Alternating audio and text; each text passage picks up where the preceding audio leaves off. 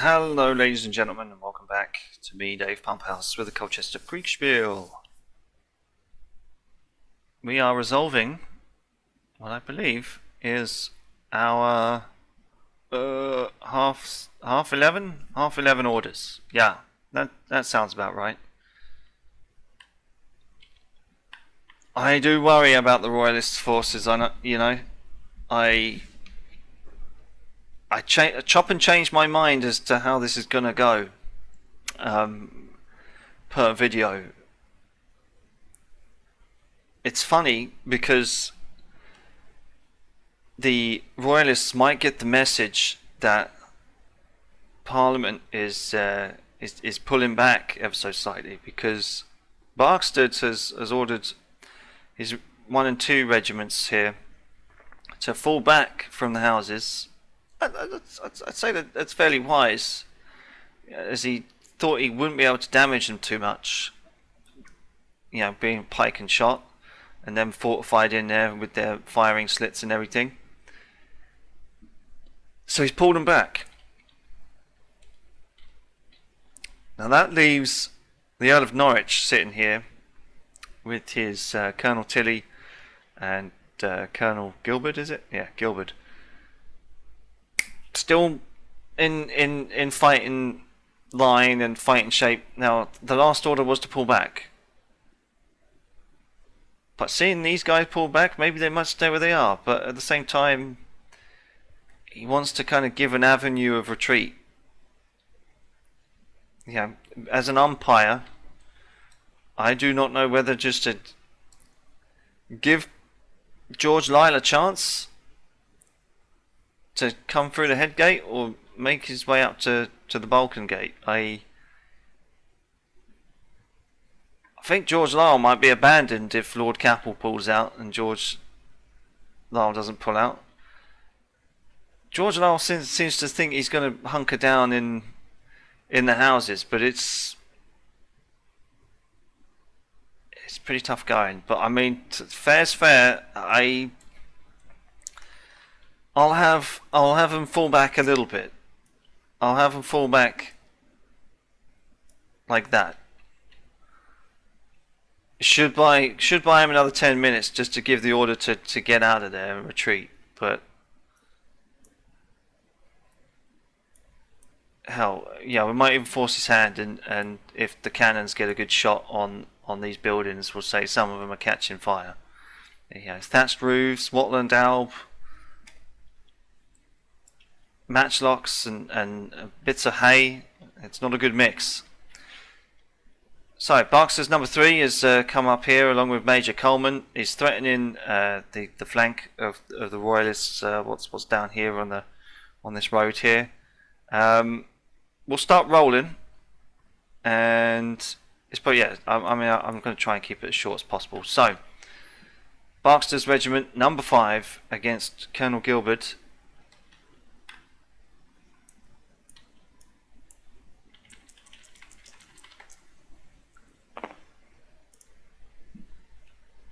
Okay, a bit of a whiff from both of them. A 1 and a 3. Ingleby's regiment number 1 against Colonel Tilly.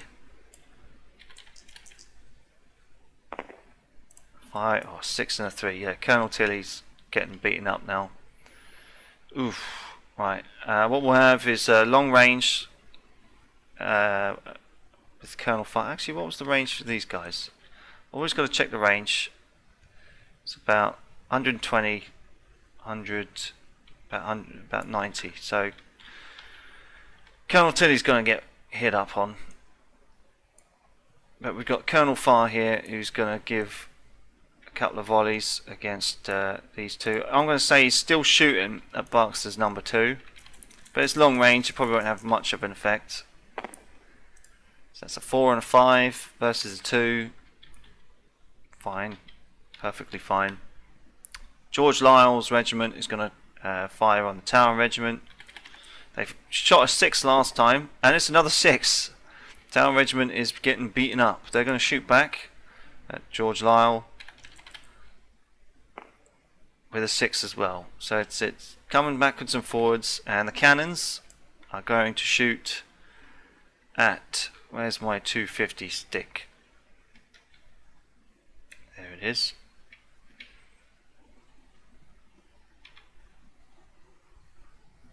So yeah, that's about 230, 250.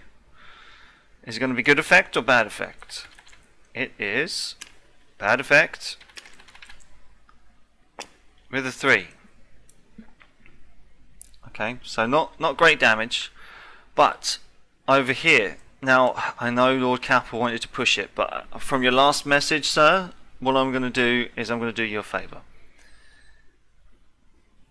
You've got dragoons and unlimbering guns over here in Broomheath.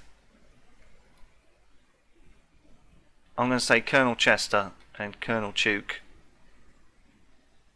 are going to pull back. They're going to pull back. They do not want to be outflanked. To borrow a phrase, blocks aren't stupid.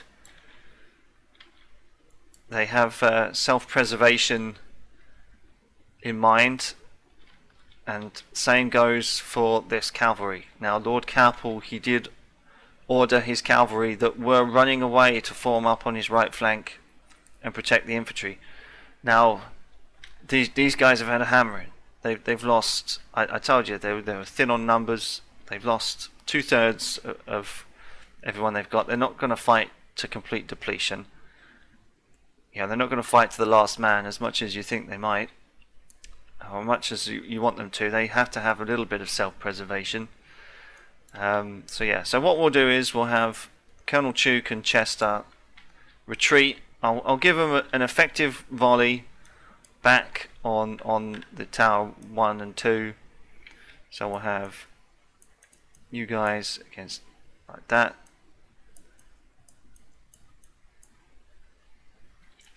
So Tewkesbury and Chester. Ugh, they're losing heart, aren't they? They really are. Jesus. And yeah, so they're gonna fire it effective. And I tell you what, Lord Capell, he's done all right. You know, I'm gonna say that. Yeah, they fire one and they start to leg it, or yeah, at least get out of there, and they'll be met back with volleys from 4 and a 5. It's yeah, I was warned that having advantages on a d6 like that would be very overwhelming. I've learnt my lesson. So that's 4 and a 5 for, yeah, they're gonna get it. They're gonna get it. And that's it. That's all the roll-ins. George Lucas is coming over here by the east gate. I should mention that. And they're still reforming. George Lucas's volunteers don't seem to look like they've suffered that badly after all compared to the cavalry. We have also moved Colonel Bird up here. So Colonel Bird is actually going to send a message to prompt Lord Capell. Say, get out of there. You know, you're going to get outflanked. Come back. Sound the retreat. And then they'll just have to retreat inside the walls, and then we'll see what people want to do. We'll see you back for scores on the draw. Actually, no, we won't. We won't see you back for scores on the draws. We need to roll. Actually, Bastard's kind of out of the way now, but Earl of Norwich he's kind of near Gilbert. We're going to see if he takes it.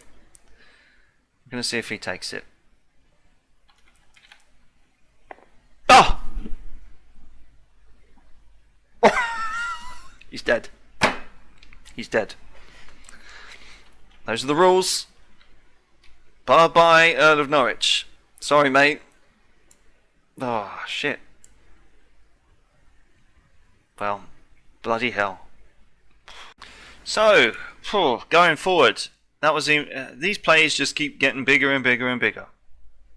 So, going forward, Sir Thomas Honeywood is going to get a message from Gordon saying that he's here. What does he want him to do? Where does he want him to go? And then maybe we'll see an attack on the northern gate, and then that might be the decisive moment.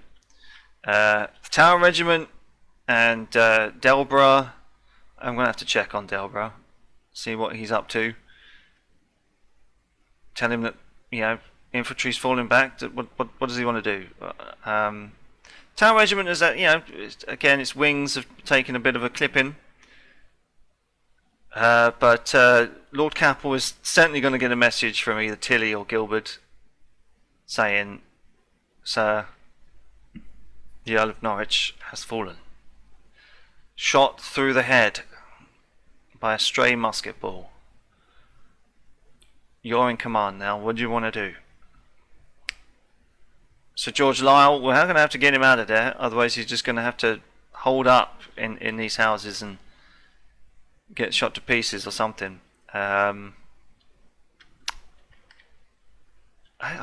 could maybe give Sir George Lisle a go, but he's in a house. He's in a house. He's hunkered down. He's probably sitting at a, you know, away from the windows. We won't roll for him yet. That's probably what you're thinking, but we won't roll for him yet. He's in cover. He's in hard cover. He's not sitting out in the open on his horse.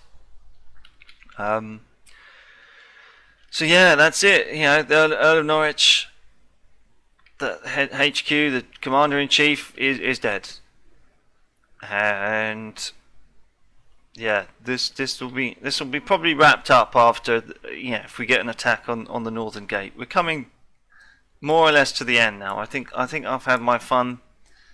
I think we've kind of gone for a more or less a historical result. But yeah, maybe we'll have more surprises in videos to come. We'll have to see. But we'll see you on the next one. I have to be fair, don't I? I have to be fair. Is Barkstead gonna get it? I have to be fair. Right. 6, he's dead. 5, he's injured.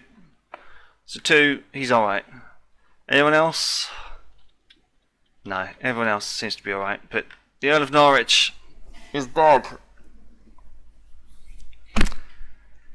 It happens to the best of them, I suppose.